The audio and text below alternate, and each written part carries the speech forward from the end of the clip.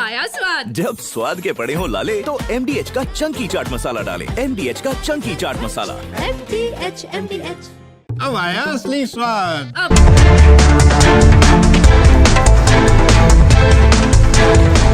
नमस्कार, मैं हूं सैयद सुहेल और आप देख रहे हैं आपका नंबर 1 शो ये भारत की बात है। उम्मीद करते हैं आप सभी पूरी तरह से फिट होंगे और बहुत बहुत सेहतमंद होंगे। आइए आपको बताते हैं आज ये भारत की बात है मैं आपके लिए क्या है खास।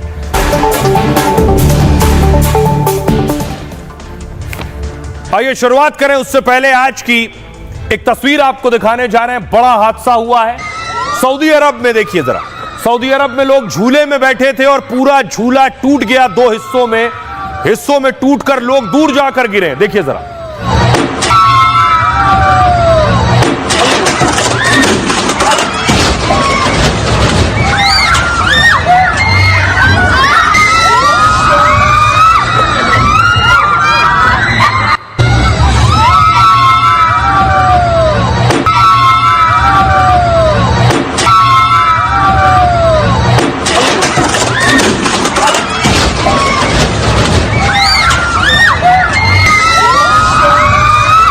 देख रहे हैं 360 डिग्री घूमने वाला ये झूला था और झूला ऊपर जाता है, बीच से देखिए टूट जाता है झूला और उसके बाद सीधे नीचे गिरता है। इसमें 2 दर्जन लोग घायल हैं, कई लोगों की हालत गंभीर है।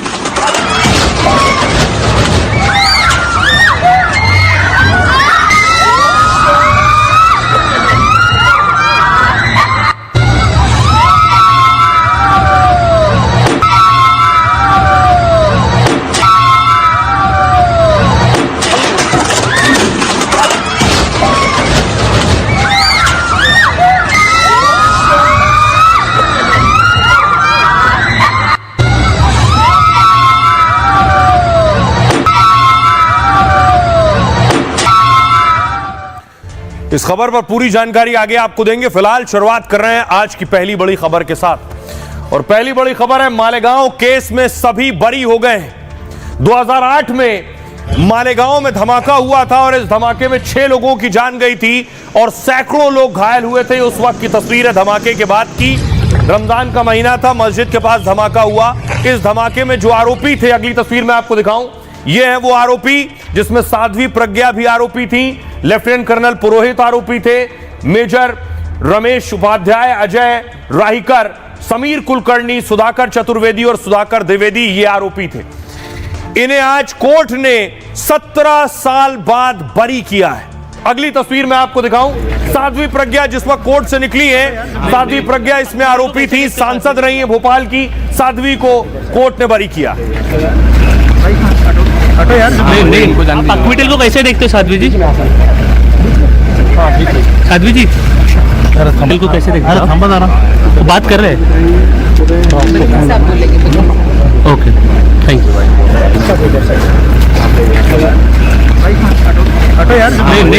अक्विटल को कैसे देखते हो साध्वी जी? साध्वी प्रज्ञा के अलावा कर्नल पुरोहित भी इसमें आरोपी थे जिन्हें कोर्ट ने बरी किया है। कर्नल पुरोहित जब कोर्ट से बाहर निकले, हिंदू आतंकवाद के तहत आपको फ्रेम किया गया था, क्या करेंगे सर? हिंदू आतंकवाद के तहत आपको फ्रेम किया गया था, क्या करेंगे सर? हिंदू आतंकवाद के तहत आपको फ्रेम किया गया था, क्या करेंगे सर? हिंदू आतंकवाद के तहत। और जब कोर्ट से फैसला आया उसके बाद देखिए जरा, भोपाल की सड़कों पर आतिशबाजी हो रही थी। जिन लोगों को कोर्ट ने बरी किया उनकी खुशी में ये आतिशबाजी हो रही थी।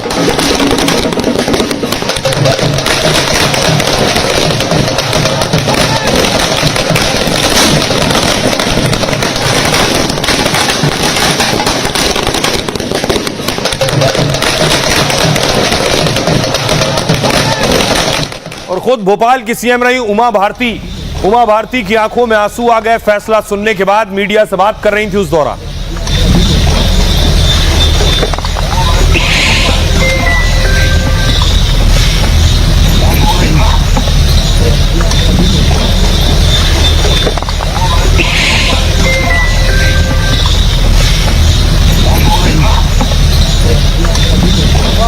भोपाल में अपने आवास पर थी और उस वक्त मीडिया से बात करते हुए भावुक हो गई। अगली तस्वीर मैं आपको दिखाऊं, न सिर्फ आतिशबाजी हो रही थी बल्कि ढोल नगाड़े बज रहे थे। ये मुंबई की तस्वीरें आप देख रहे हैं। मुंबई में लोग ढोल नगाड़े लेकर सड़कों पर आ गए।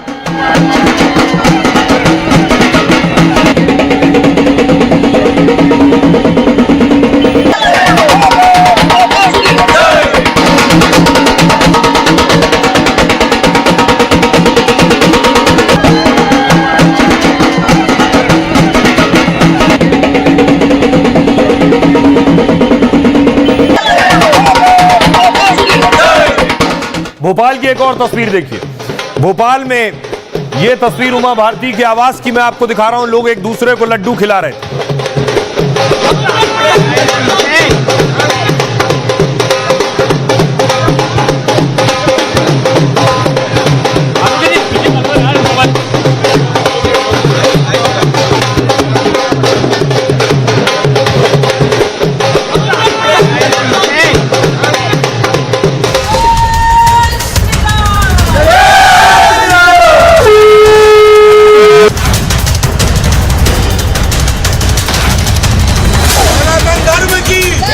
मुंबई में 26/11 का इतना बड़ा आतंकी हमला हुआ। कांग्रेस दुनिया को हिंदू आतंकवाद की छड़ी बेचने में लगी हुई थी। यहां तक कह दिया था कि लश्कर-ए तोयबा से भी बड़ा खतरा भारत के हिंदू ग्रुप है। मुंबई ट्रेन ब्लास्ट किसने किया नहीं मालूम, 2006 मालेगांव किसने किया नहीं मालूम, 2008 किसने किया नहीं मालूम। तो फिर कौन है? अगर वाकई में जिन लोगों ने ये किया है वो तो खुले फिर रहे हैं। हिंदू कभी टेररिस्ट नहीं हो सकता, हम कभी टेररिस्ट नहीं हो सकते। कि 6 लोगों की बम धमाके में मौत हुई है। मोटरसाइकिल जो जिसमें धमाका हुआ था वो बताया ये जा रहा था कि वो साध्वी प्रज्ञा सिंह ठाकुर के नाम पे, वही साध्वी जिसको बीजेपी ने मेंबर ऑफ पार्लियामेंट बना दिया। हिंदू आतंकवाद ये नरेटिव सेट करने के लिए षड्यंत्र रचा और ये पूरा मालेगांव का केस तैयार किया। आज उसका पर्दाफाश हो गया है। बम धमाके के 17 साल बाद साध्वी प्रज्ञा समेत 7 आरोपियों को कोर्ट ने बरी कर दिया। इसी के साथ आतंक को भगवा से जोड़ने की कहानी भी फ्लॉप हो गई। Please don't sister, please don't try and digress the issue. और आज जब आपके भटकाने का षड्यंत्र फेल हो गया तो आप सच्चाई से भाग रहे हैं और कहते हैं मुद्दे नहीं भटकाए। पूरा हिंदू टेरर स्थापित कर करके मोदी अमित शाह को रोकना है, भाजपा को रोकना है। बीजेपी की ओर से हम मांग करते हैं सोनिया गांधी, राहुल गांधी देश से माफी मांगे। ये ठाकुर प्रज्ञा सिंह वगैरह पकड़े गए उसमें ये केस चल रहा था। ये केस चला रही थी एटीएस से हटाकर एनआईए को क्यों दिया गया? उनकी रिहाई नहीं है, पूरे हिंदू समाज की रिहाई है और भगवान के सम्मान की रिहाई। जो इस वक्त मुल्क में हो रहा है वो सब गोडसे के हिसाब से हो रहा है। और अनफॉर्चुनेटली जिस तरह बीजेपी सेलिब्रेट कर रही है, बिल्किस बानो के रेपिस्ट को छोड़ा गया तो उन्होंने लड्डू बांटे, उन्होंने आरती उतारी उनकी। आज जब इसको ये जो लेडी है इसको एक्विट किया गया तो फिर से सेलिब्रेट कर रहे हैं। तो विरोधी अब सवाल कर रहे हैं मालेगांव ब्लास्ट के असली मुजरिम कौन है? अब आइए आपको बताऊं कि आखिर कोर्ट में आज क्या हुआ। पूरा ये देश जानना चाहता है कि कोर्ट में आज फैसले का दिन था और जिस दिन फैसले का दिन होता है, जिन पर आरोप होते हैं, जो आरोपी होते हैं वो कोर्ट में आते हैं, उनके सामने ही फैसला सुनाया जाता है। तो 17 साल बाद मालेगांव धमाके में फैसला आया और एनआईए की कोर्ट में सभी आरोपी मौजूद थे। उस वक्त साध्वी प्रज्ञा ठाकुर, लेफ्टिनेंट कर्नल प्रसाद श्रीकांत पुरोहित, एनआईए कोर्ट के जज अभय लाहोटी ने फैसला पढ़ना शुरू किया। साध्वी प्रज्ञा के खिलाफ भी कोई ठोस सबूत नहीं मिला। कोर्ट में यह हुआ है। जज ने कहा विस्फोट में इस्तेमाल मोटरसाइकिल साध्वी प्रज्ञा की थी। जांच एजेंसी कोर्ट में यह साबित नहीं कर सकी। मोटरसाइकिल एलएमएल फ्रीडम पर बम लगाए जाने का आरोप था। दावा था कि यह मोटरसाइकिल साध्वी प्रज्ञा की थी। मोटरसाइकिल का चेचिस नंबर मिटा दिया गया था। साथ ही मोटरसाइकिल का इंजन नंबर संदेह के घेरे में है। साध्वी के इसके मालिक होने का कोई सबूत नहीं है, कोर्ट ने कहा। बाइक में बम रखने का भी कोई सबूत नहीं मिला। अदालत में जज लाहौटी से बात करते हुए साध्वी प्रज्ञा रोने लगी। प्रज्ञा ने कहा, मैंने कई साल तक अपमान सहा है, मुझे बार बार संघर्ष करना पड़ा है, निर्दोष होते हुए भी मुझ पर अपराध का कलंक लगा है। आज भगवा ध्वज की विजय हुई है, भगवा आतंकवाद का आरोप झूठा साबित हुआ है। लेफ्टिनेंट कर्नल प्रसाद श्रीकांत पुरोहित के आरडीएक्स लाने के सबूत नहीं है, कोर्ट ने कहा। पुरोहित पर कश्मीर से विस्फोटक लाने के आरोप लगे थे। पंचनामा करते समय जांच अधिकारी ने कोई स्केच नहीं बनाया। प्रसाद पुरोहित के खिलाफ किसी तरह का सबूत नहीं है। प्रसाद पुरोहित ने बम बनाया और उसे सप्लाई किया, एनआईए कोर्ट में यह साबित नहीं किया जा सका। यह भी नहीं साबित हो पाया कि किसने बम प्लांट किया। बम को मोटर बाइक में प्लांट किया गया, यह भी साफ नहीं है।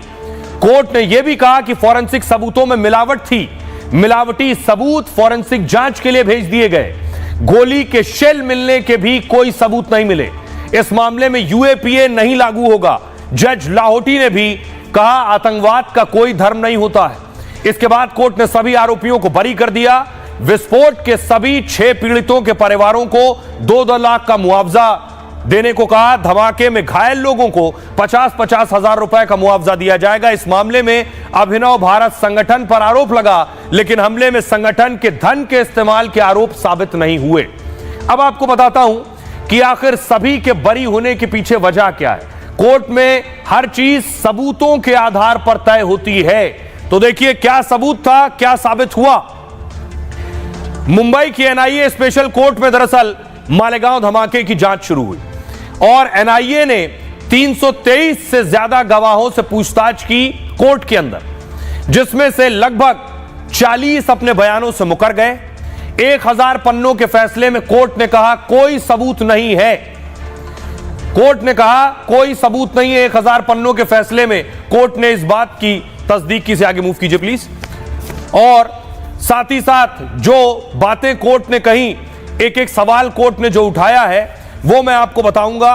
कोर्ट ने कहा, पहली चीज, पहला, केवल शक के आधार पर दोष सिद्ध नहीं हो सकता है। संदेह के आधार पर आरोपियों को सजा नहीं दे सकते हैं। आरोपियों को शक का लाभ मिलना चाहिए। दूसरा, एजेंसियों के पास कोई पुख्ता सबूत नहीं थे। तीसरा, प्रज्ञा सिंह ठाकुर की मोटरसाइकिल पर सबूत नहीं मिला। चौथा, किसी भी आरोपी के बीच साजिश के सबूत नहीं मिले। किसी तरह का कोई षड्यंत्र था, यह साबित नहीं हो पाया। पांचवा, प्रसाद पुरोहित के बम बनाने की पुष्टि नहीं हो पाई। विस्फोटक भी पुरोहित के आवास पर नहीं मिला। छठा, पुरोहित से जुड़े ट्रांजैक्शन घरेलू उपयोग के लिए थे, इसका बम बनाने या आतंकवाद से संबंध नहीं है। सातवां, किसी भी आरोपी के खिलाफ फॉरेंसिक सबूत नहीं मिले। आठवां, किसी भी आरोपी के मोबाइल से कोई सबूत नहीं मिला। और नवां, जांच एजेंसियों ने कई तकनीकी गलतियां की हैं। ये थे सारे पेज। सुनिए जरा क्या कुछ कह रहे हैं असदुद्दीन ओवैसी और रविशंकर प्रसाद। हमारा पहला सवाल मोदी सरकार से और महाराष्ट्र की बीजेपी सरकार से है। मुंबई के जो ट्रेन ब्लास्ट में उन्होंने सुप्रीम कोर्ट भागे थे, सुप्रीम कोर्ट को गए, वहां पर जाकर उन्होंने उस जजमेंट पर स्टे लिया। मेरा पहला सवाल यह है कि क्या टेररिज्म के ऊपर इनकी हिपोक्रेसी होगी अगर वो सुप्रीम कोर्ट नहीं जाएंगे। अगर साध्वी प्रज्ञा ठाकुर की मोटरसाइकिल पर ही वो बॉम्ब रखा गया आरडीएक्स मिलिट्री ग्रेड, और एनआईए ने कहा कि उनके पास नहीं था, वो 2 लोगों के पास था, रामजी कलसांगरे जो अभी तक गायब हैं, तो फिर ये हमको समझ में नहीं आ रहा। फिर मुंबई में जो ब्लास्ट हुआ था 1991 में, उसमें भी एक महिला के नाम पर एक वो गाड़ी थी, क्या बोलते हैं आपकी, मारुति वैन थी, जिसको ना चलाने आता था, उसको आपने कन्विक्शन दे दिया। ब्लास्ट किसने किया नहीं मालूम। मक्का मस्जिद का ब्लास्ट किसने किया नहीं मालूम। मुंबई ट्रेन ब्लास्ट किसने किया नहीं मालूम। 2006 मालेगांव किसने किया नहीं मालूम। 2008 किसने किया नहीं मालूम। तो फिर कौन है? अगर वाकई में जिन लोगों ने ये किया है वो तो खुले फिर रहे हैं। फिर कांग्रेस पार्टी ने एक झूठा षड्यंत्र किया भगवा आतंकवाद का, और इसको बोलना शुरू किया और हर केस पे फंसाने की कोशिश शुरू की। उसका एक बड़ा मामला आज आया है, जो कोर्ट ने पाया कि ना कोई एविडेंस है, ना उस मोटरसाइकिल का कोई चेजिस नंबर है, ना कोई बाकी नंबर है, और वहीं पर गवाहों ने यह भी कहा कि उनको मारा गया, उनको प्रताड़ित किया गया। प्रज्ञा ठाकुर एक बहुत अच्छी साध्वी, नेत्री, एमपी, उनको कहा गया था उनकी मोटरसाइकिल से बम लाया गया था और 10-12 दिन तक उनको इतना टॉर्चर किया गया कि उनका बाद में चलना भी मुश्किल होता था। आपने सबों ने उनको देखा है। और बाकी कई सेना के पदाधिकारी, बाकी लोगों को फंसाया गया। ये कांग्रेस पार्टी की एक सोची हुई रणनीति थी। मैं आपसे कहना चाहता हूं, शुद्ध वोट बैंक पॉलिटिक्स के लिए। सभी आरोपी इसमें बरी हो गए। तस्वीर मैं आपको दिखाऊं, ये है कुलकर्णी, ये भी आरोपी थे, बरी हुए और उसके बाद विक्ट्री साइन दिखाते हुए 17 साल से इस मामले को झेल रहे थे।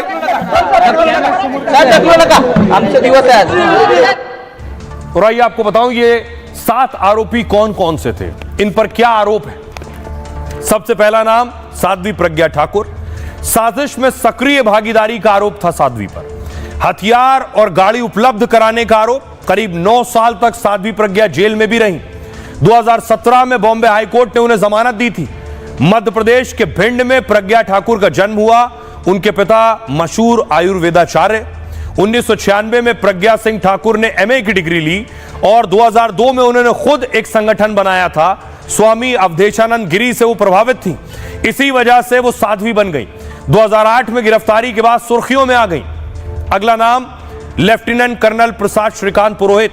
लेफ्टिनेंट कर्नल पुरोहित को धमाके का मास्टरमाइंड कहा गया। अभिनव भारत संगठन से लेकर विस्फोटक तैयार के आरोप लगे। कर्नल पुरोहित तकरीबन 9 साल तक जेल में रहे थे। बाद में सुप्रीम कोर्ट ने उन्हें जमानत दी थी। पुरोहित भारतीय सेना के एक अधिकारी हैं, मिलिट्री इंटेलिजेंस में कार्यरत रहे हैं, एक तेज तर्रार और मेहनती अधिकारी हैं। हिंदी, संस्कृत और मराठी के अच्छे जानकार हैं। जमानत के बाद पुरोहित को सेना में बहाली मिल गई। वो फिलहाल फील्ड ड्यूटी पर नहीं है। पुणे के में खुफिया इकाई में प्रशासनिक भूमिका में। अगला नाम आरोपी नंबर 3 थे रिटायर्ड मेजर रमेश उपाध्याय। संगठन अभिनव भारत से जुड़े होने का आरोप। धमाके की साजिश में सक्रिय भागीदारी का आरोप। इसको लेकर बैठकें आयोजित करने का आरोप, लेकिन पुरोहित के साथ मिलकर साजिश रचने के आरोप लगे। भारतीय सेना के रिटायर्ड मेजर रमेश उपाध्याय मामले में गिरफ्तार होने वाले चौथे आरोपी थे। अभिनव भारत संगठन का कार्यकारी अध्यक्ष चुना गया था। अगला नाम था अजय राहिरकर का। अजय राहिरकर पर धमाके के लिए धन इकट्ठा करने का आरोप था। राहिरकर को नवंबर 2008 में गिरफ्तार किया गया। सबसे पहले राहिरकर को ही जमानत मिली थी। ATS पर झूठे केस में फंसाने का आरोप लगा था। अगला नाम सुधाकर द्विवेदी। साजिश को लेकर हुई बैठक में शामिल रहने का आरोप। धमाके को अंजाम देने वालों का ब्रेन वॉश करने का आरोप। कई ऑडियो वीडियो सबूत होने का दावा किया गया, लेकिन उनके लैपटॉप को सील नहीं किया गया था।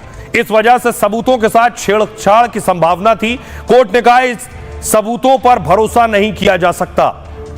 सुधाकर चतुर्वेदी। सुधाकर पर साजिश की बैठक में शामिल होने का आरोप था, साथ ही धमाके की साजिश में शामिल होने के इल्जाम। सुधाकर सेना के खुफिया विभाग के लिए काम करता था। ATS का दावा था कि अभिनव भारत को कई अहम सूचनाएं दी। इस मामले में गवाह बयान से पलट गए थे। समीर कुलकर्णी। पुणे के एक सामाजिक कार्यकर्ता हैं समीर कुलकर्णी। कोर्ट में लगभग सभी सुनवाई में मौजूद रहे। हिंदुओं के खिलाफ बर्बरता का बदला लेने की से जुड़ी चर्चा में शामिल हुए। कुलकर्णी ने ATS पर झूठे केस में फंसाने का आरोप लगाया। अवैध तरीके से हिरासत में रखने का आरोप लगाया। सबूतों के साथ छेड़छाड़ करने का भी दावा किया था। अब सुनिए जरा, जब आरोपी बरी हुए वो क्या कह रहे हैं और उनके वकील क्या कह रहे हैं। इस राष्ट्र ने मुझे सेवा करने का मौका इसके पहले दिया। परमात्मा की मैं बहुत बहुत धन्यवाद देता हूं कि इसके बाद भी वो मुझे मौका दे रहा है। एक निर्दोष निकलने के बाद भगवान और मातृभूमि हर एक को ये मौका दे और देते रहते हैं। कमी हम में होती है कि हम उसका फायदा नहीं उठाते। पुनर्जन्म हुआ है। इस पल की हम 17 वर्ष से राह देख रहे थे। मैं निर्दोष था, इसलिए पहले दिन से मैंने वकील नहीं किया। सत्ताधारियों ने इतना दुरुपयोग किया, ऐसा कौन सा दूसरा गुनाह नहीं हो सकता है विश्व पटल के ऊपर। बहुत ही घटिया तरीके से, बेशरम तरीके से राजनीति इस देश में कांग्रेस ने किया, तो आज ये सभी लोग उत्तरदायी है। आज इन्होंने सच्चाई का सामना करना चाहिए। इस प्रकार ट्रायल को देरी होना, ये आज हमारे कानून में कहाँ तो भी खामियां हैं कि जहां 2 इन्वेस्टिगेटिंग एजेंसीज आती है वहां हमेशा दो इन्वेस्टिगेशन का तालमेल नहीं बैठता है और इसीलिए बंबई के कोर्ट ने इस सभी अभियुक्तों को रिहाई की है। एविडेंस अभी तक सामने आया है वो किसी भी प्रकार से आरोपियों की अभियुक्तों को दोषी करार करने के लिए पूरा नहीं है और इसमें किसी भी तरह का षड्यंत्र या साजिश या किसी भी प्रक्रिया का बॉम्ब विस्फोट इन आरोपियों ने नहीं किया, ऐसा क्लियर फाइंडिंग माननीय न्यायालय की ओर से आया है। बम प्लांट करने का आरोप लगाया, एनआईए ने कहा कि एटीएस के अफसरों ने ही वो आरडीएक्स प्लांट किया। इससे बड़ा द्वंद जीवन का क्या हो सकता है? निष्पक्ष इन्वेस्टिगेशन करने के लिए जब वही ऐसे घिनौने कृत्य करे तो आप क्या कहें? धर्म की जीत हुई है, जैसे भगवान राम को भी 14 साल वनवास करना पड़ा, 17 साल के बाद हमें भी इंसाफ मिला है। के लिए इंसाफ के लिए 17 साल से वेट कर रहे थे, पर इसमें विक्टिम का कोई रोल नहीं है कि उनकी वजह से एक्विटल हुआ। विक्टिम को तो सफर हुई, ये तो ट्रायल विक्टिम का भी हुआ कि उनको मालेगांव से आके अपने जख्म बताना पड़े कोर्ट को। कोर्ट ने बेनिफिट ऑफ डाउट दिया है क्योंकि एजेंसी फेल हुआ, एटीएस फेल हुआ, सरकार फेल हुई। इसमें विक्टिम का कोई रोल नहीं कि विक्टिम की वजह से एक्विट हो गए। 17 साल के संघर्ष के बाद ये बात साबित हुआ कि भगवा आतंकवाद नाम की कोई चीज नहीं है। तो आपने आरोपी और उनके वकीलों को सुना, लेकिन देश में सियासत शुरू हो गई। फैसला आने के साथ ही सभी अपनी अपनी सहूलियत से बयान देने लगे। राहुल गांधी ने कहा मुझे पता नहीं, पढ़ना पड़ेगा। असदुद्दीन ओवैसी, उमा भारती, दिग्विजय सिंह पर आरोप कि उन्होंने हिंदू आतंकवाद की थ्योरी दी थी। सबसे पहले योगी आदित्यनाथ ने मालेगांव विस्फोट में सभी आरोपियों को निर्दोष सिद्ध होना सत्यमेव जयते की उद्घोषणा है। कांग्रेस को अपने कुकृत्य के लिए माफी मांगनी चाहिए। ओवैसी ने कहा अदालत ने सबूतों के अभाव में सभी आरोपियों को बरी कर दिया। क्या मोदी और फडणवीस सरकार इस फैसले के खिलाफ अपील करेंगे? जिस तरह उन्होंने मुंबई ट्रेन विस्फोट में आरोपियों को बरी करने पर रोक लगाने की मांग की थी, उन 6 लोगों की हत्या किसने की? उमा भारती ने कहा भगवा आतंकवाद की परिभाषा गढ़ी गई थी, जिन इसके जनक दिग्विजय सिंह थे, राहुल गांधी के इशारे पर यह काम कर रहे थे। दिग्विजय सिंह ने कहा ना हिंदू आतंकवादी हो सकता है ना मुसलमान, हर धर्म प्रेम, सद्भाव, सत्य और अहिंसा का रूप है।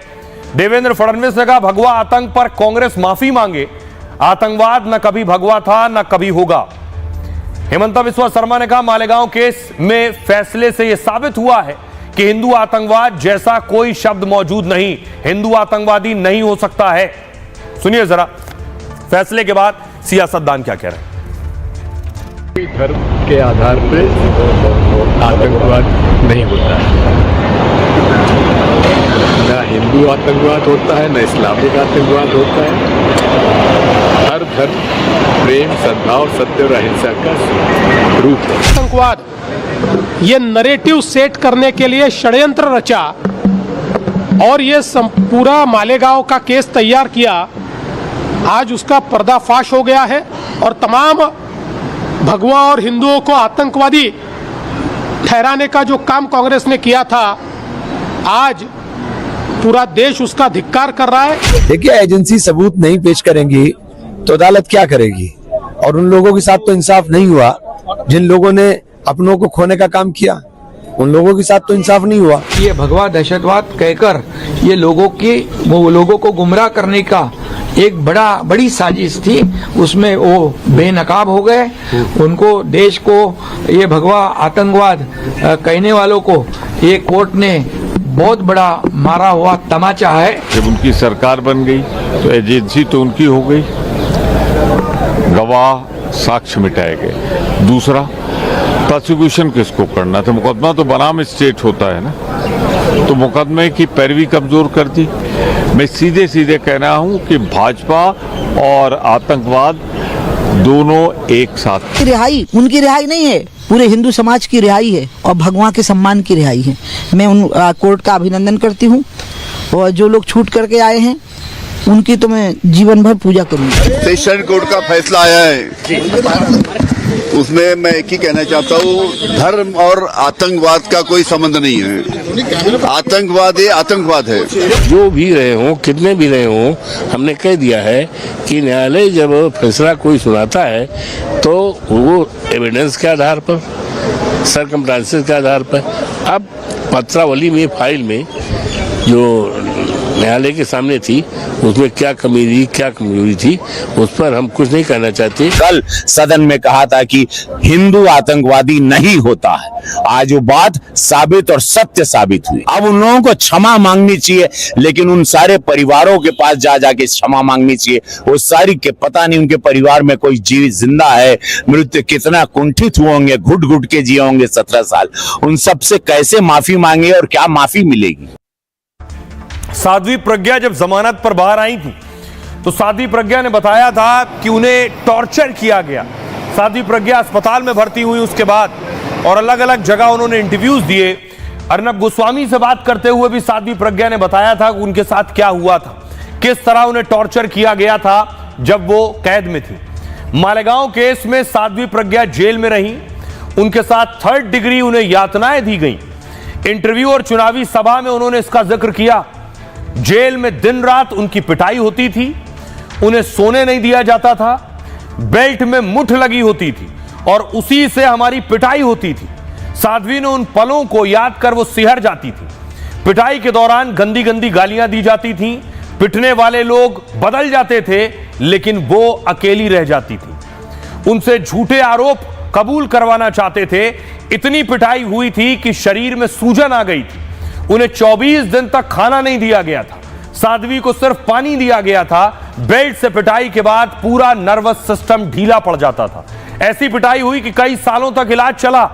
इलाज सही से नहीं होता तो मौत तक हो सकती थी। 9 साल तक उन्हें इस वजह से जेल में रहना पड़ा। इस दौरान इस तरह की पिटाई कई बार हुई। एटीएस की टीम पर 3rd डिग्री टॉर्चर का आरोप लगा।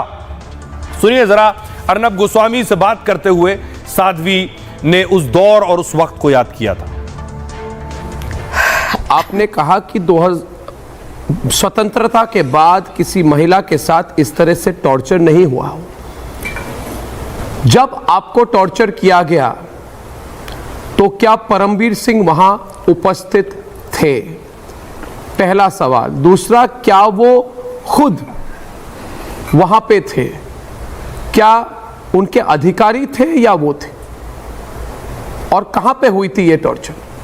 मैं जब काला चौकी में थी, मुझे ले जाया गया और रात से ही, जैसे ही मैं 10 बजे पहुंचती हूं, तभी से इन लोगों ने मुझे प्रताड़नाएं देना शुरू कर दिया। कोई कारण नहीं, कोई प्रश्न नहीं, सिर्फ पीटना इन्होंने प्रारंभ किया और पीटते पीटते ये इतना अति कर दिए। और आपको मैं स्पष्ट बताती हूं, और पहले भी मैंने कहा है कि ये परमवीर सिंह खड़े हुए थे वहां, और परमवीर सिंह के साथ कई इंस्पेक्टर, जिसमें 2-3 के तो नाम भी मुझे याद है। आवाड़ था, खान बिलकर था,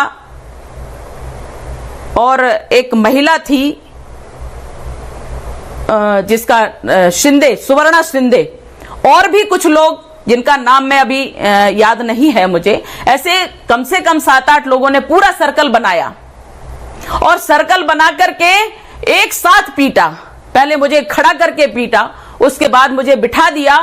तो खड़े जब किया तो खड़े होने के बाद मेरे पूरे पैरों में, पूरे हाथों में इतनी बुरी तरह से मारा बेल्टों से कि वो असहनीय होता है। उसके बाद मुझे बिठा दिया जाता है और बिठाने के बाद तलवों में और पैरों में इतने बेल्ट मारे जाते हैं एक साथ कि अकल्पनीय होता है किसी के लिए। सुनना भी शायद कष्टकारी है, इसलिए लोग रोते हैं हमारी बातों को सुन करके। मुझे भी बड़ा कष्ट तब हो जाता है। लेकिन इतना मारा और मारने पर भी इसको संतुष्टि नहीं हुई परमवीर सिंह को। और इस परमवीर सिंह ने, एक इंस्पेक्टर थी और एक इंस्पेक्टर था, इनके बेल्ट छीने और छीन करके कहा कि तुम लोगों में ताकत नहीं है, मुझे लाओ, इसको तो मैं देखता हूं। और गालियों के साथ, इसको साली के साथ और तमाम गालियां देते हुए, इसको तो मैं देखता हूं। और जितनी इनमें ताकत थी वो पूरी ताकत इन्होंने मेरे ऊपर बरसा दी बेल्टों को मारते हुए।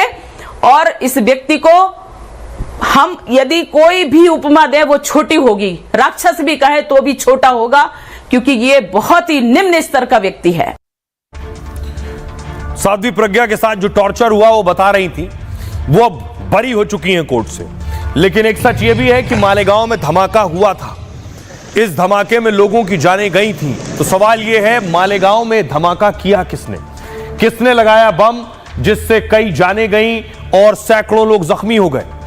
मालेगांव ब्लास्ट में सभी 7 आरोपी बरी हो गए। ऐसे में सवाल उठ रहे हैं कि 6 मौतों का जिम्मेदार कौन है। 29 सितंबर 2008 को मालेगांव में धमाका हुआ था। रमजान के महीने और नवरात्रि के ठीक पहले धमाका हुआ। धमाके में 6 लोगों की मौत हुई थी और 100 लोग घायल हुए थे। मालेगांव में एक मस्जिद के पास यह धमाका हुआ जब लोग रमजान के दौरान नमाज पढ़ने जा रहे थे और इसी वजह से घायलों की संख्या ज्यादा थी। दावा था कि मोटरसाइकिलों में रखे विस्फोटकों में धमाका हुआ।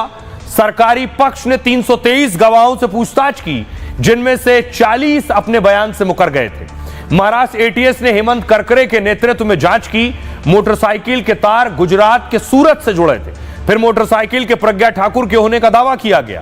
पुणे, नासिक, भोपाल, इंदौर में जांच की गई। 17 साल बाद इस पर फैसला आया है।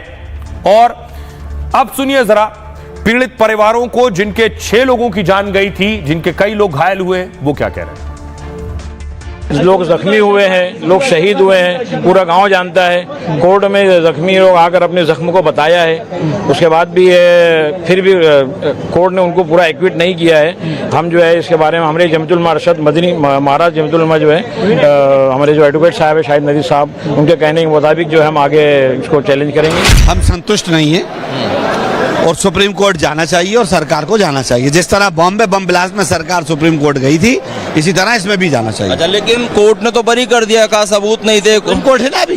जब बॉम्बे बम ब्लास्ट में बरी करा था तब नहीं बोले आप, तब तो आपने कहा कि सुप्रीम कोर्ट जाना चाहिए। अब मालेगांव में कह रहे हो कि कोर्ट ने बरी कर दिया। अगर एक न्यायालय ने बरी करा है तो दूसरे में जाना चाहिए।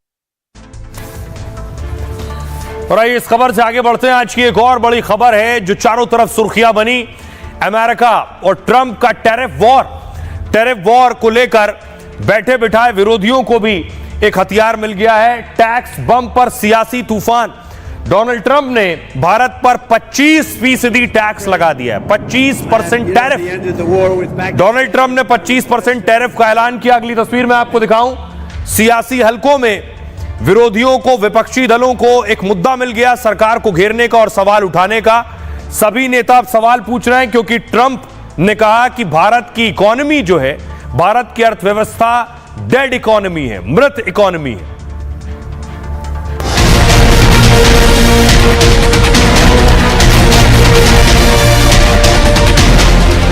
India was the highest or just about the highest. हम अभी उनसे बात कर रहे हैं, देखते हैं क्या होता है। भारत दुनिया में सबसे ज्यादा टैरिफ लगाने वाला देश है और हम भी अब उन पर 25% टैरिफ लगाएंगे। So India was one of the highest in the world. Trump के टैक्स बम वाले बयान से बवाल थमा भी नहीं था कि उन्होंने विवादों का एक और तूफान खड़ा कर दिया।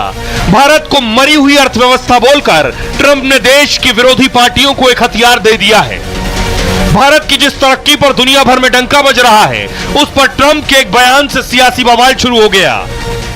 आपको ये मालूम नहीं है कि इंडियन इकोनॉमी डेड इकोनॉमी है? कोई कंफ्यूजन है आप में? टैरिफ बड़ा सवाल है कि भारत की हमारी अर्थव्यवस्था, जहां पिछले 11 सालों से न जाने कितने संशोधन हुए हैं। सियासत के बड़े बड़े खिलाड़ी सड़क से संसद तक सरकार को घेरने में लगे हैं और सरकार ने भी साफ ऐलान कर दिया है कि टैक्स हो या टैरिफ, भारत के पास सबका तोड़ है। अब देखिए जरा ट्रंप ने क्या कहा और ट्रंप के बयान के बाद सियासतदान किस ओर खड़े हो गए जाकर।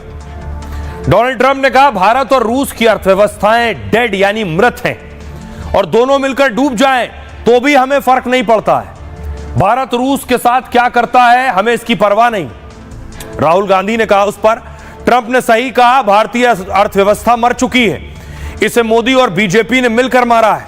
यह बात पीएम मोदी और वित्त मंत्री को छोड़कर सब जानते हैं। अखिलेश यादव ने कहा यह भारत के बुरे दिनों की शुरुआत है, देश के नौजवानों को रोजगार चाहिए, अगर ऐसी पाबंदियां लगेंगी, रुकावटें आएंगी तो हमारे देश की अर्थव्यवस्था का क्या होगा। ओवैसी ने कहा मेरे देश की सरकार को व्हाइट हाउस में बैठा एक मस्खरा धमका रहा है। अमेरिका का यह कदम हमारी संप्रभुता और आर्थिक क्षमता पर किया गया हमला है। तो अमेरिका बेशक यह कह रहा हो कि भारतीय अर्थव्यवस्था डेड है, लेकिन अमेरिका को आईना दिखाने वाला और उन विरोधियों को आईना दिखाने वाला रिपोर्ट कार्ड जो असलियत भी देख ले, असलियत है क्या। ये दुनिया के वो सारे देश जिनकी अर्थव्यवस्था आप देख रहे हैं, दुनिया में 4थे नंबर की इकोनॉमी है भारत की। अमेरिका देखिए लगभग $30.5 ट्रिलियन, उसके बाद चीन लगभग 19.23 ट्रिलियन डॉलर, जर्मनी है तीसरे नंबर पर 4.74 ट्रिलियन और भारत है 4.19 ट्रिलियन। तो भारत की इकोनॉमी को डेड कहना यह बताता है कि ट्रंप किस तरह से काम करते हैं और किस तरह से सोचते हैं। 2014 में भारत आर्थिक ताकत में 10वें नंबर पर था, आज भारत दुनिया की चौथी सबसे बड़ी इकोनॉमी है। 11 साल में भारत की जीडीपी करीब दोगुनी हो गई है। 2014 में 2 ट्रिलियन डॉलर थी, अब 4.19 ट्रिलियन डॉलर है। भारत से आगे अब सिर्फ अमेरिका, चीन और जर्मनी है। आंकड़े कहते हैं कि भारत जल्द ही जर्मनी से आगे निकल जाएगा। भारत की इकोनॉमी दुनिया में सबसे तेजी से बढ़ रही है, यह आईएमएफ कह रहा है। अगले 2 साल भारत की विकास दर 6.4% बढ़ेगी। दूसरी ओर जर्मनी की इकोनॉमी लगातार धीमे पड़ रही है। अगले 2 साल में जर्मनी की विकास दर सिर्फ 0.3 से 1% रहेगी। अमेरिका, चीन की इकोनॉमी भी भारत की तरह नहीं बढ़ रही है। चीन की विकास दर 2025 में 4.8% और 2026 में 4.2% रहेगी, यह आईएमएफ का कहना है। अमेरिका की अर्थव्यवस्था 2025 में 1.9% और 2026 में 2% बढ़ेगी, यह भी आईएमएफ का दावा है। मतलब भारत की अर्थव्यवस्था डेड नहीं, दुनिया में सबसे तेजी से बढ़ने वाली अर्थव्यवस्था है। सुनिए, लेकिन सियासतदानों को तो सिर्फ एक मुद्दा चाहिए था। क्या कह रहे हैं? हम अभी उनसे बात कर रहे हैं, देखते हैं क्या होता है। भारत दुनिया में सबसे ज्यादा टैरिफ लगाने वाला देश है और हम भी अब उन पर 25% टैरिफ लगाएंगे। आपको ये मालूम नहीं है कि इंडियन इकोनॉमी डेड इकोनॉमी है? कोई कंफ्यूजन है आप में? पूरी दुनिया जानती है कि Indian economy is dead economy और बीजेपी ने इकोनॉमी को खत्म कर दिया है। क्यों खत्म किया है? अदानी जी की मदद करने के लिए खत्म किए। तो आप लोग हैरान क्यों लगे? 2 अप्रैल 2025 को अमेरिकी राष्ट्रपति ने रेसिप्रोकल टैरिफ पर एक एग्जीक्यूटिव ऑर्डर जारी किया था, जिसके तहत अपने व्यापारिक साझेदारों से आयात पर 10% से 50% तक एडिशनल ड्यूटी लगाने की बात कही गई थी। मूल रूप से full country specific additional tariff 9 अप्रैल 2025 से प्रभावी होने वाला था, लेकिन इसे शुरू में 10 अप्रैल 2025 को 90 दिनों के लिए स्थगित कर दिया गया और बाद में 1 अगस्त 2025 तक और बढ़ा दिया गया। टैरिफ बड़ा सवाल है कि भारत की हमारी अर्थव्यवस्था, जहां पिछले 11 सालों से ना जाने कितने संशोधन हुए हैं, नया जीएसटी कानून आया, नोटबंदी कर करके पैसा जमा बहुत हुआ, उसके बाद क्या अर्थव्यवस्था बनेगी हमारी? किसको लाभ पहुंचेगा, किसका नुकसान होगा? सरकार को जहां अमेरिका से वहीं चीन से भी बड़ा खतरा है। जमीन तो छीन ही रहा है, वो हमारा व्यापार भी छीन रहा है। अब सवाल यह है कि ट्रंप आग बबूला क्यों है? ट्रंप गुस्से में क्यों है इतना? इसके पीछे मैं वजह आपको बताता हूं। कई वजह है। पहली वजह है व्यापार घाटा अमेरिका और भारत के बीच। 2024 में भारत ने 87 अरब डॉलर का सामान भेजा यहां, जबकि अमेरिका से 42 अरब डॉलर का सामान खरीदा। तो इस तरह भारत को 45 अरब डॉलर का फायदा हुआ। ट्रंप मानते हैं कि भारत को फायदा है, अमेरिका को घाटा हो रहा है, इसलिए टैरिफ के बहाने भारत पर नए टैक्स लगा रहे हैं। दूसरी वजह, ब्रिक्स से खतरा है ट्रंप को। ट्रंप ब्रिक्स को अमेरिका विरोधी देशों का समूह मानते हैं। कहते हैं ब्रिक्स देशों का कारोबार डॉलर पर हमला है। इसमें शामिल भारत, चीन, रूस पर भारी टैक्स लगा रहे हैं। तीसरी वजह, रूस से दोस्ती। भारत के रूस से हथियार और कच्चा तेल खरीदने से नाराज है। ट्रंप चाहते हैं कि भारत तेल रूस की बजाय अमेरिका से खरीदे और सबसे ज्यादा हथियार रूस से नहीं अमेरिका से खरीदे। चौथी वजह देखिए, आत्मनिर्भर भारत। मेक इन इंडिया जैसी योजनाएं देश में घरेलू उत्पादन को बढ़ावा देती हैं। हथियारों से लेकर तकनीकी उपकरण भारत बड़े पैमाने पर बना रहा है।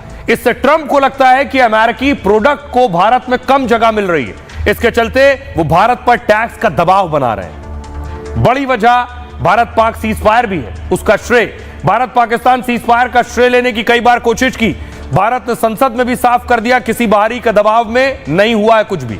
कहा जा रहा है ट्रंप इससे भी गुस्से में है और टैक्स बोझ बढ़ा रहे हैं। यह है ट्रंप के गुस्से की वजह। सुनिए जरा इमरान मसूद क्या कह रहे हैं, सांसद और अनुराग ठाकुर। ट्रम्प साहब डेड इकोनॉमी बता रहे हैं, एक शब्द भी ट्रम्प पर बोलने को तैयार नहीं है, एक शब्द ट्रम्प पर बोलने को तैयार नहीं है ये सरकार। मुझे नहीं समझता कि अपना अब्बा बनाकर हम लोग क्यों बैठ गए इसको, कि हम अमेरिका के गुलाम होकर के रह गए। अमेरिका रोज हमें धमका रहा है और हम अमेरिका के लिए एक शब्द नहीं बोलने का काम कर रहे हैं। अमेरिका ने हर बार, आज भी ट्वीट किया, अमेरिका बोल क्या रहा है, जो ट्वीट आज का आया है वो बहुत आपत्तिजनक है और हमें उसके ऊपर पूरी तरीके से दृढ़ता के साथ पूरा देश मोदी जी के साथ खड़ा होगा, लेकिन ट्रंप को जवाब दें। माननीय नरेंद्र मोदी जी दुनिया के सबसे लोकप्रिय नेता है और मोदी जी के नेतृत्व में भारत ने पिछले 11 वर्षों में 10वें नंबर की अर्थव्यवस्था से आगे बढ़कर दुनिया की चौथी बड़ी अर्थव्यवस्था बन गए और अगले 2 वर्षों में भारत दुनिया की तीसरी बड़ी अर्थव्यवस्था बन जाएंगे। मैं डंके की चोट पे कहता हूं, दुनिया की कोई ताकत नहीं रोक पाएगी। जो कल तक मोदी जी को वीजा नहीं देते थे, आज मोदी जी का गले रख के स्वागत भी करते हैं। थोड़ा इंतजार करो भाई। इतना ही नहीं, डोनाल्ड ट्रंप ने एक और बड़ा कदम उठाया है। कई भारतीय कंपनियां जो अमेरिका में काम कर रही थी उन्हें बैन कर दिया है, उन पर प्रतिबंध लगा दिया है। क्यों लगाया है प्रतिबंध, कौन सी ये कंपनियां हैं, ये मैं आपको बताता हूं। भारत को लेकर अमेरिकी राष्ट्रपति अपना रंग दिखाने लगे। अमेरिका ने दुनिया भर की 24 कंपनियों पर पाबंदी लगाई है। ये वो कंपनियां हैं जो ईरान के साथ व्यापार में शामिल हैं। इसमें चीन की 7 हैं, यूएई की 6 कंपनियां शामिल हैं, हांगकांग की 3, तुर्की और रूस की 1 है और भारत की 6 बड़ी कंपनियां शामिल हैं जो रसायन और पेट्रोकेमिकल्स का व्यापार करती हैं। अमेरिका का कहना है कि इससे ईरान को फायदा होता है, जिस कारण ईरान अपने न्यूक्लियर प्रोग्राम को लगातार बढ़ा रहा है। इन कंपनियों से होने वाले पैसों से आतंकवाद की फंडिंग कर रहा है। पहली कंपनी भारत की जिसे प्रतिबंध किया है उसका नाम है अमले अल केमिकल लिमिटेड, पर सबसे बड़ा आरोप लगाया है अमेरिका ने।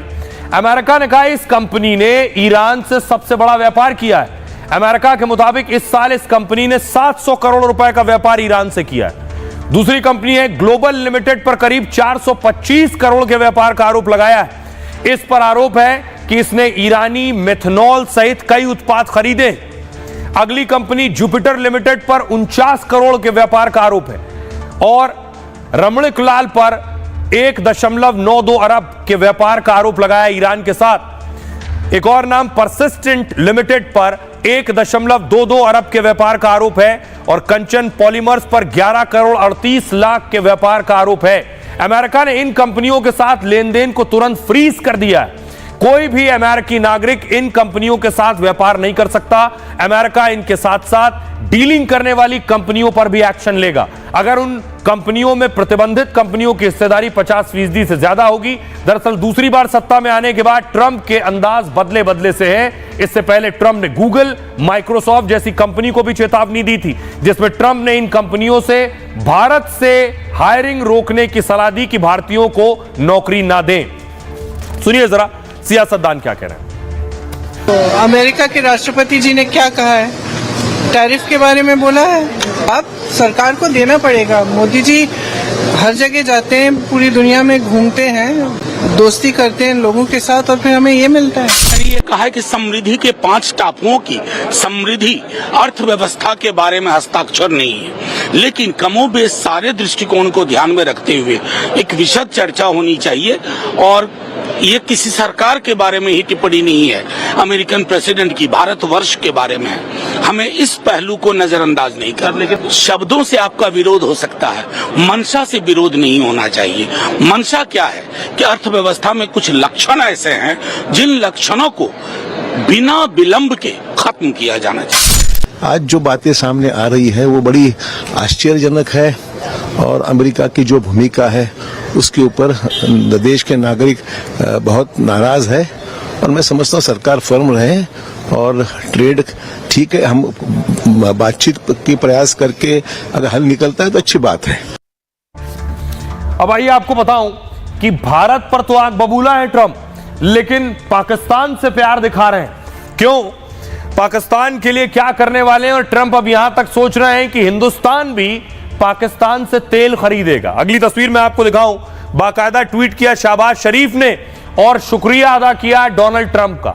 देखिए क्यों ट्रंप को ऐसा लग रहा है कि भारत भी पाकिस्तान से तेल खरीद सकता है, क्योंकि अमेरिका पाकिस्तान में अब तेल भी निकालेगा। ट्रंप ने पाकिस्तान के साथ ही बड़ी ऑयल डील का ऐलान किया है। इसके तहत अमेरिका पाकिस्तान के तेल भंडारों का विकास करेगा, मतलब पाकिस्तान में तेल और गैस की संभावनाओं पर काम करेगा और फिर अगर संभव हुआ तो कच्चा तेल भी निकालेगा।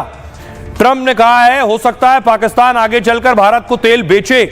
ट्रंप के दावे और ऐलान से पाकिस्तान और शाहबाज बहुत खुश हो गए, लेकिन तेल के मामले में पाकिस्तान की असलियत क्या है वो आपको बताऊं। पाकिस्तान के पास पूरी दुनिया का केवल 0.2% तेल भंडार है, 0.02%। पाकिस्तान में रोज करीब खुद 88,000 बैरल तेल का उत्पादन होता है और रोज उसका खर्च है 6 लाख बैरल तेल से ज्यादा। सोचिए 88,000 बैरल उत्पादन है और खर्च है 6 लाख बैरल। ऊंट के मुंह में जीरा। पाकिस्तान को दूसरे देशों से करीब 85% तेल खुद खरीदना पड़ता है। ऐसे में उसका तेल भारत को बेचना सिर्फ मुंगेरी लाल का सपना है। अमेरिका और पाकिस्तान ने भले ही बड़ी एनर्जी डील की हो, लेकिन तेल के लिए पाइपलाइन जैसे नए ढांचे में काफी वक्त लगेगा। अभी से डील पर काम शुरू हुआ तो 5-6 साल और $6 अरब लगेंगे। लेकिन एक तो पाकिस्तान के पास पैसे नहीं, $126 अरब का पहले से कर्ज है, ऊपर से मुल्क में विद्रोही और आतंकियों का लगातार हमला हो रहा है। और बड़ी बात यह कि बलोच विद्रोहियों ने तो विरोध करते हुए ट्रंप शाहबाज को भी धमका दिया है। वो कह रहे हैं पाकिस्तान में तेल भंडार पंजाब में नहीं है, बलूचिस्तान में है, और बलूचिस्तान न बिकाऊ है और न शाहबाज का गुलाम है। सुनिए जरा गौरव गोगोई क्या कह रहे हैं और मुख्तार अब्बास नकवी। पाकिस्तान का तेल भारत खरीदेगा।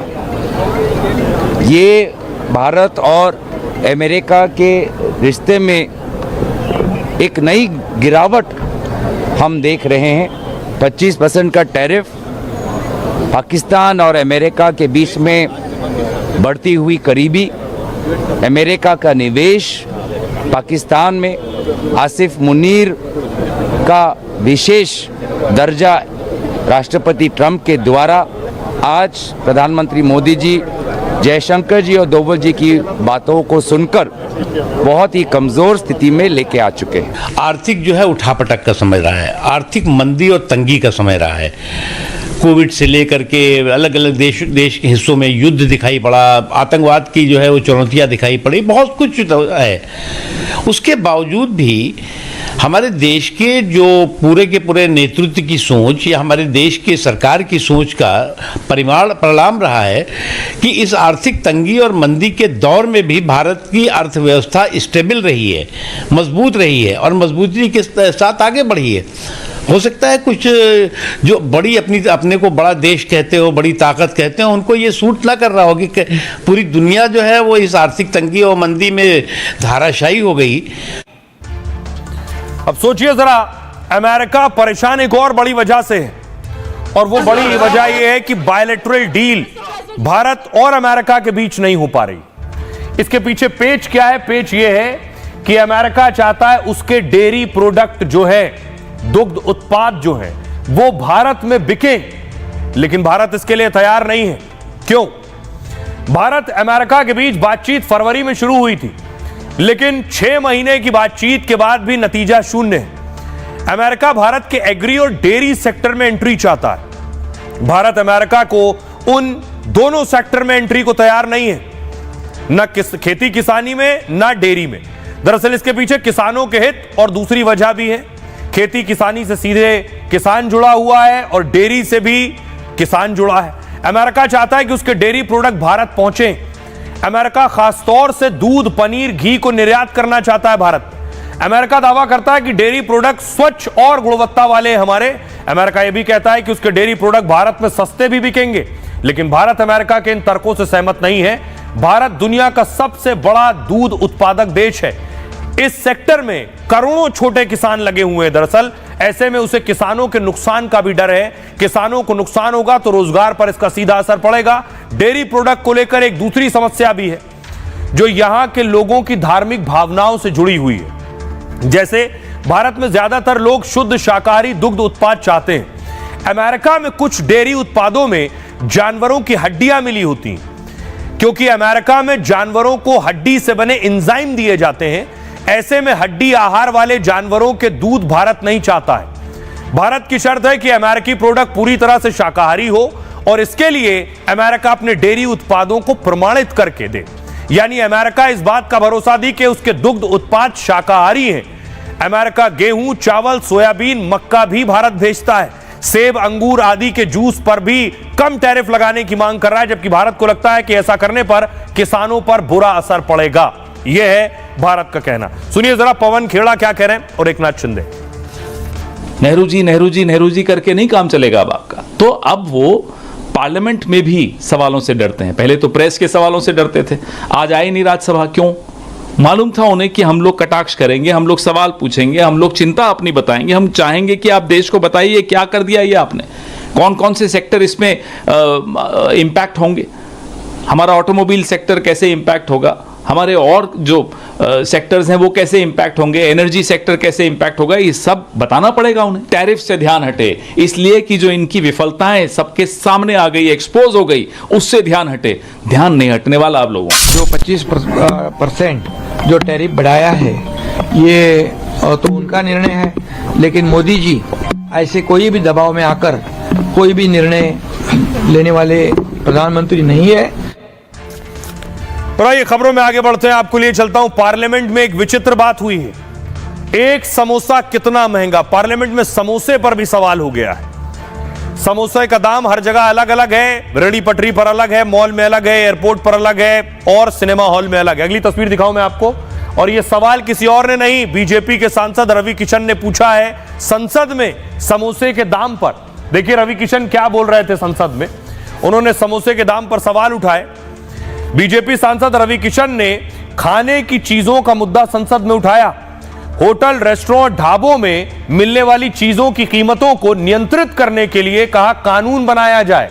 रवि किशन ने कहा खाने की चीजों की कीमतों में कोई समानता नहीं है। समोसे की कीमत हर जगह अलग अलग है, कहीं छोटा समोसा मिलता है, कहीं बड़ा समोसा। दाल तड़के की कीमत कहीं 100 रुपए है, कहीं 1000 रुपए है। रवि किशन ने खाने पीने की चीजों पर कानून बनाने की मांग की है ताकि खाने की चीजों के दामों पर नियंत्रण किया जा सके। समोसे का तर्क दिया उन्होंने।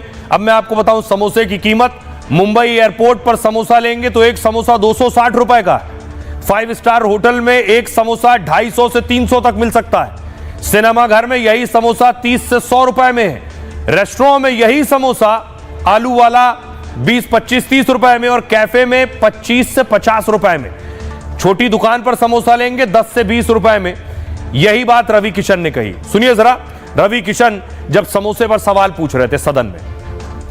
यहाँ पर छोटे छोटे कस्बों से लेके बड़े बड़े महानगरों में लाखों ढाबे और होटल, जिसमें प्रतिदिन करोड़ों लोग भोजन करते हैं। इन ढाबों और होटल के स्थान और स्तर के अनुसार खाद्य पदार्थों की मूल्य ग्राहकों से लिए जाता है। कहीं 5 स्टार में बड़ा पाव खाएंगे, अब मुंबई में अलग है, 5 स्टार में जाओ उसका अलग है। कहीं समोसा यहाँ चांदनी चौक पे सस्ता मिलता है और कहीं गोरखपुर में मिलता है तो गोल बाजार में अलग। हर जगह पे 5 स्टार होटल में उसका रेट ज्यादा हो जाता है।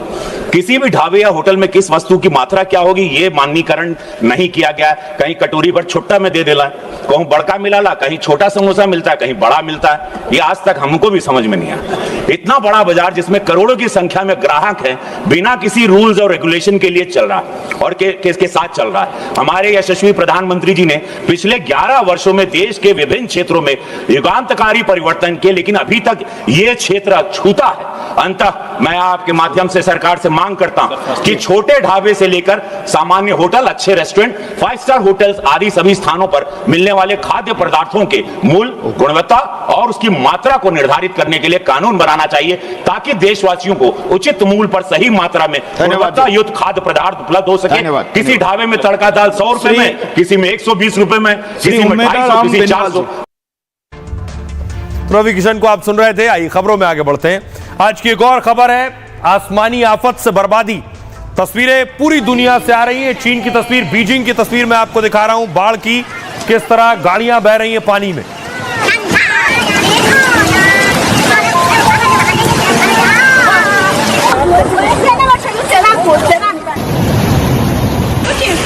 अगली तस्वीर भी बीजिंग से आई है। बीजिंग में देखिए जरा, बस की तस्वीर आप देख रहे हैं। बस के अंदर पानी भर गया है।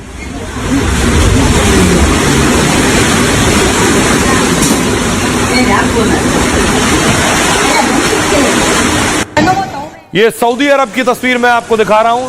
रेगिस्तान में भी लगातार बारिश के बाद बाढ़ से हालात हैं।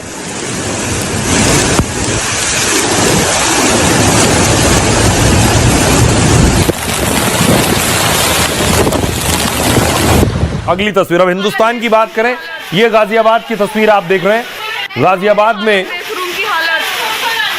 इंजीनियरिंग कॉलेज के बेसमेंट में गर्ल्स हॉस्टल है, उसमें पानी भरा है। पानी भर रहा बहुत तेज बेसमेंट में। रूम की हालत देख, रूम की हालत।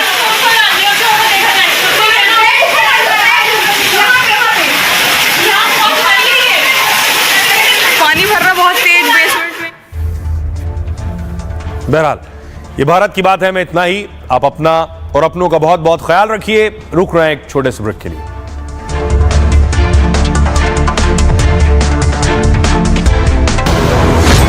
की हल्दी मिर्ची धनिया करे कमाल, ये रंग दे, ये खुशबू दे, ये तीखा, ये कम पड़े, क्या निराला MDH मसाला। MDH